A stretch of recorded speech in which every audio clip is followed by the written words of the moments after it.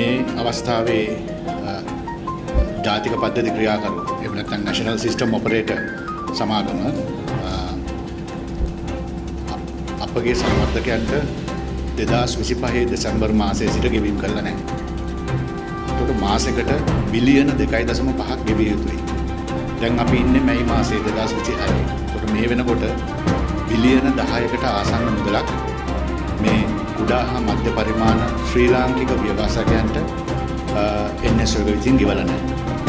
මේකට ප්‍රධානම හේතුව 2025 දෙසැම්බර් මාසයේ සිට මිලදීගත් ගල්ලංගුරු වල තියෙන අකාර්යක්ෂමතාවය.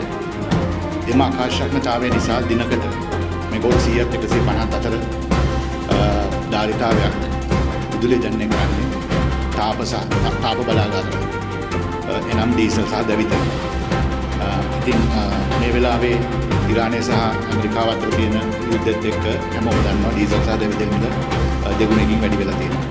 ඉතින් එන ආදායම සියල්ලම මේ වෙලාවේ නැෂනල් සිස්ටම් ඔපරේටර් යොමු කරන්නේ ඩීසල් දැවිතෙල් සහ ගල්ලංගුරු බලාගාර සඳහා පමණයි. ඒ තුළ වෙලා තියෙන්නේ කුඩා සහ මධ්‍ය පරිමාණ ව්‍යවසායකයන් 400ක් පමණ මේ වෙලාවේ ඒගොල්ලෝගේ බැංකු ණය ගෙවා ගත නොහැකිව දැඩි අපහසුතාවයකට පත් වෙලා තියෙනවා. මේක non performing loan එකක් දක්වා යෑමට බොහෝ විට ඉඩ තියෙනවා. මේ අංශයේ වැඩ කරන රැකියා නියුතු කාර්මිකයන්, ඉංජිනේරුවන්, නිලධාරීන් ඇතුළු 10000ක් පමණ සේවක පිරිසට පඩි ගෙවීමට බැරි අවදානමක් දැන් පැමිණ තියෙනවා. අනිත් ප්‍රශ්නේ තමයි අපිට නඩත්තු කටයුතු කරන්න අවශ්‍ය අමතර උපාංග මිලදී ගන්න මේ කිසිම දෙයක් කරන්න අපි ළඟ මිල මුදල් මේ වෙලාවේ නොමැති. මේක ජාතික මට්ටමින් ගත්තොත් ලංකාවේ පුනර්ජනනීය බලශක්තිය සඳහා ආයෝජනය කිරීමට ඉස්සරහට එන්න ආයෝජකයන්ට අනිකර රතුවිලියක් තමයි මේ අහලා දෙන්නේ. මොකද මාස 5කින් ගෙවීම් කරලා නැහැ කියන්නේ මම හිතන්නේ ආයෝජකයන්ගේ විශ්වාසය බිඳ වැටෙනවා.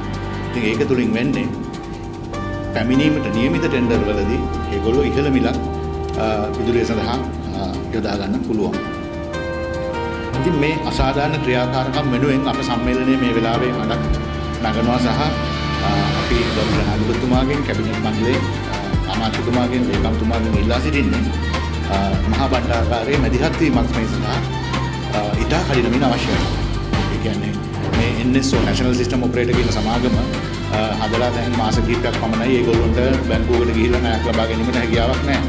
ඉතින් එම නිසා මහා බණ්ඩාරාගාරයේ මුදල් අමාත්‍යාංශය මෙම හිඟ මුදල පියව ගැනීම සඳහා අනිවාර්යයෙන්ම NSO පද්ධති ක්‍රියාකරුවේද මූල්‍යමය ප්‍රදානයක් සිදු කළ යුතුයි සහ ඒ සඳහා කැබිනට් මණ්ඩලයේ මැදිහත් වීම ඉතාමත් අත්‍යවශ්‍යයි.